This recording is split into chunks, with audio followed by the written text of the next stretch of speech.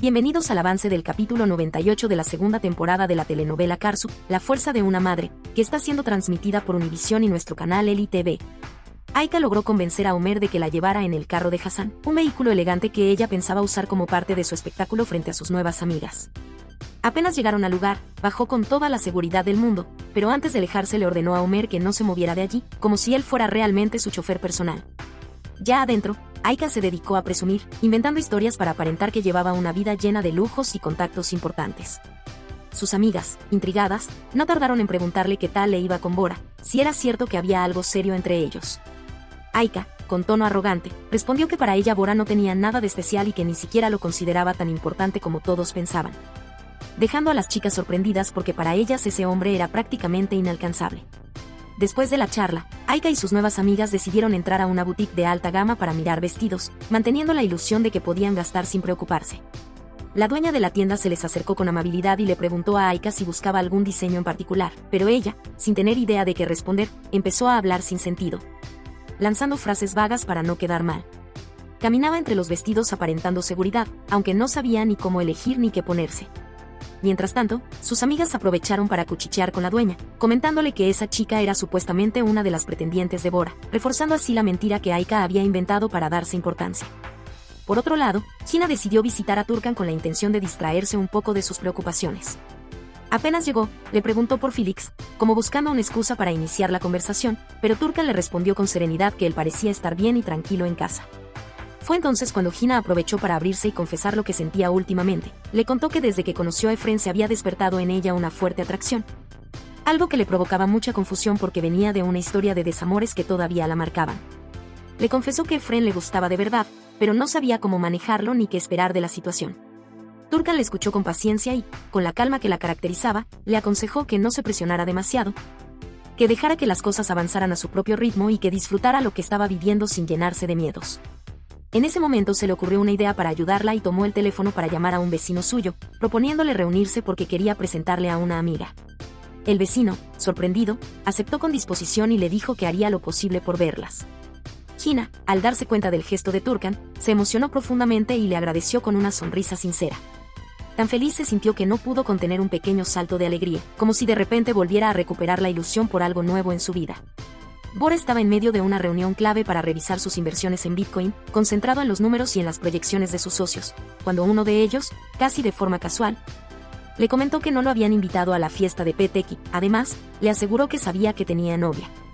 Bora, desconcertado, negó de inmediato, pero el socio insistió en que todos decían que estaba saliendo con Aika. Esa revelación lo dejó atónito, sin entender cómo había surgido semejante rumor. Molesto y decidido a aclarar el malentendido, apenas terminó la llamada, contactó a Karsu para que se presentara en su oficina. Cuando ella llegó, él le explicó que necesitaba que lo acompañara esa noche a un evento importante y que pasaría por ella a las 8. Karsu, sorprendida, le preguntó cómo debía vestirse, pero Bora, en un gesto poco común, le aseguró que él se encargaría de todo. Aunque desconcertada por la situación, ella aceptó confiar, aún intrigada por el repentino control que Bora quería tener sobre ese detalle. Mientras tanto, Aika no cabía en sí de la emoción porque había logrado comprarse un vestido que consideraba perfecto. Lo contemplaba como si fuese un tesoro, segura de que al ponérselo deslumbraría a Bora y que él caería rendido ante su encanto. Estaba convencida de que esa prenda sería su arma secreta para destacarse frente a cualquier otra mujer. Sin embargo, en medio de su ensueño, decidió revisar el celular esperando algún mensaje de Bora, aunque fuera corto. Para su sorpresa, la pantalla seguía en silencio, sin una sola notificación suya. Ese vacío la dejó inquieta, como si una sombra de duda empañara la ilusión. Lale se presentó con un aire preocupado, exponiéndole a Karsu la gravedad de la situación de su hermano y suplicándole que lo ayudara firmando los documentos que tanto necesitaba. Pero Karsu reaccionó con dureza, ofendida por la audacia de semejante petición. Le reprochó que después de todo lo que Real le había hecho, ahora tuvieran el descaro de pedirle favores como si nada. Fue tajante al dejar claro que no iba a firmar absolutamente nada y que lo mejor era que Lale se marchara. La hermana, sin argumentos, comprendió que esa había sido la respuesta obvia desde el principio, aunque en el fondo albergaba una pequeña esperanza de que las cosas fueran diferentes. Aika, entretanto, se arreglaba con esmero frente al espejo, convencida de que con ese vestido nuevo todo saldría perfecto.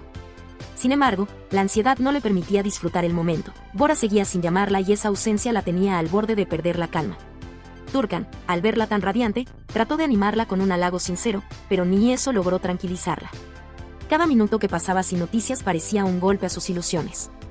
La angustia crecía tanto que terminó por convencerse de que la única persona que podía darle alguna pista sobre Bora era Karsu.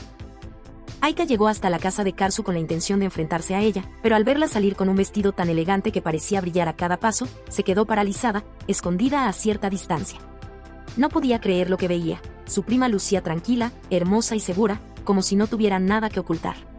La curiosidad y la rabia se mezclaron dentro de ella, y en lugar de marcharse, decidió seguirla de lejos. Poco después, Karsu se acercó al lugar donde Bora la estaba esperando, justo en la puerta del conjunto residencial. Aika, oculta en un rincón, observaba todo con el corazón acelerado y la mente nublada por pensamientos desordenados. Ver a Bora recibiendo a Karsu con una expresión que parecía emocionada fue un golpe devastador para ella, como si todo su mundo se viniera abajo en un instante. Al día siguiente, Turkan notó enseguida que su hija andaba extraña, con un silencio y una mirada perdida que la delataban. Preocupada, intentó sacarle conversación para saber qué le ocurría, pero Aika, sin querer mostrar la herida que traía por dentro, aseguró que no pasaba nada y que estaba tranquila. Turkan, sin embargo, no le creyó ni una palabra, pues era evidente que algo le estaba afectando profundamente.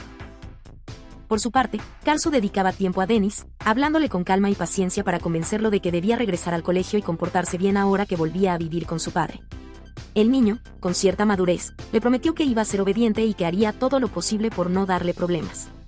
En medio de esa conversación apareció Aika, forzando una sonrisa que en nada reflejaba los celos que la consumían por dentro.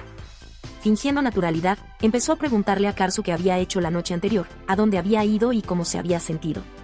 Karsu, con un aire sereno pero también un dejo de ironía, respondió que había asistido a un evento muy elegante junto a Bora, recalcando que ni siquiera había tenido que trabajar y que había sido una velada especial. Incluso le preguntó a Aika por qué no había asistido, recordándole que se había perdido una noche llena de gente influyente, en un lugar costoso y hermoso. Aquellas palabras fueron como cuchillos para Aika, quien prefirió marcharse antes de mostrar la furia que le hervía por dentro. Mientras tanto, en la casa de Hassan, la atmósfera en la mesa durante la comida era pesada. El silencio lo decía todo, Hassan estaba de mal humor y eso mantenía a los demás tensos. De repente, Asley rompió el silencio preguntando cuándo volverían al pueblo, dejando ver que lo extrañaba. Hina, tomando esas palabras como un reproche, reaccionó con fastidio y expresó que parecía que todos querían verla fuera de la casa, como si sobrara.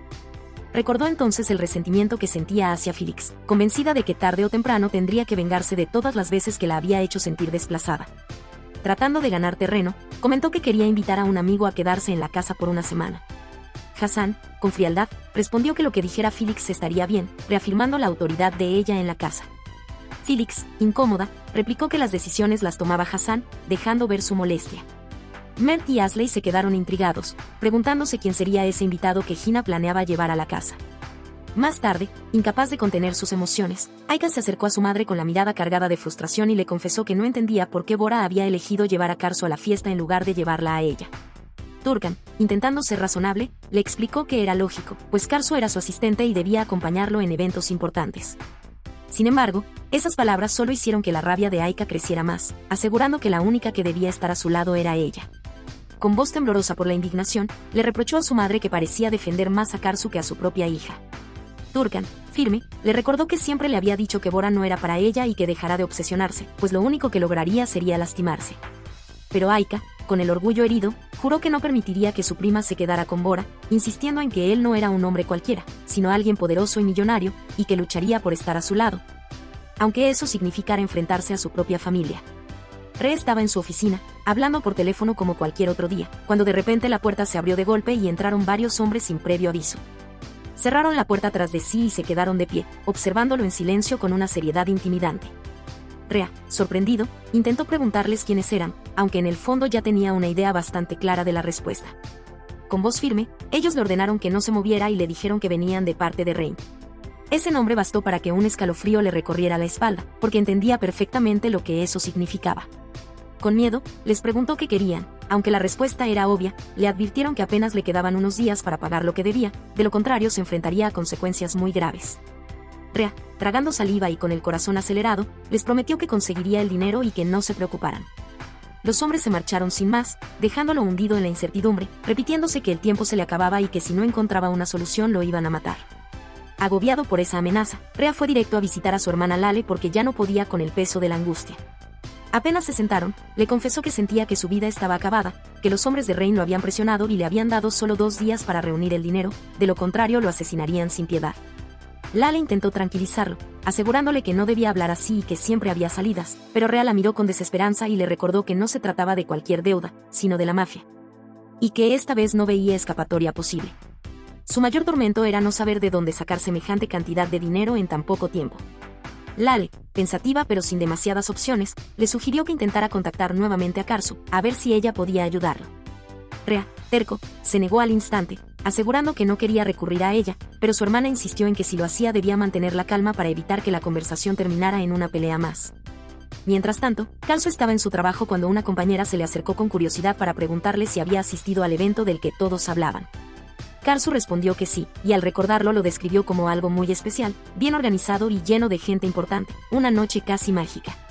Su amiga, con una sonrisa cargada de buena energía, le dijo que conservara la pluma que había encontrado porque traería paz, felicidad y amor. Karsu, contagiada por esas palabras, se la colocó en la cabeza como si quisiera atraer buena suerte. Sin embargo, el buen momento se le borró al ver que entraba una llamada de Rhea. Contestó con desgano y sin rodeos le preguntó qué quería. Rhea, con un tono manipulador, le habló de la familia, de los años compartidos y de sus hijos, como si buscara ablandarla. Pero Karsu lo interrumpió para preguntarle directamente si lo que deseaba era usar el seguro de sus hijos. Rhea le pidió que lo pensara bien y que no fuera egoísta, pero ella, cansada, se negó rotundamente y le colgó sin darle espacio más. Rhea, con el teléfono aún en la mano, giró hacia Lale y le dijo que si sobrevivía a esa situación, de alguna manera se la cobraría. Lale, tratando de que no se hundiera más en la desesperación, le planteó una salida más realista: vender su casa. Según ella, esa era la única forma de conseguir dinero de inmediato y evitar lo peor. Rhea, dolido, rechazó esa idea con firmeza, alegando que su casa era lo último que le quedaba y que no podía deshacerse de ella. Sin embargo, Lale le repitió que no tenía otra alternativa, que si de verdad quería salvarse debía hacerlo aunque le costara. Por otro lado, Karsu entró a la oficina de Bora con unas carpetas en la mano para que él las firmara con urgencia. Al verla, Bora la miró con picardía y le preguntó, medio en broma, si acaso le habían salido alas.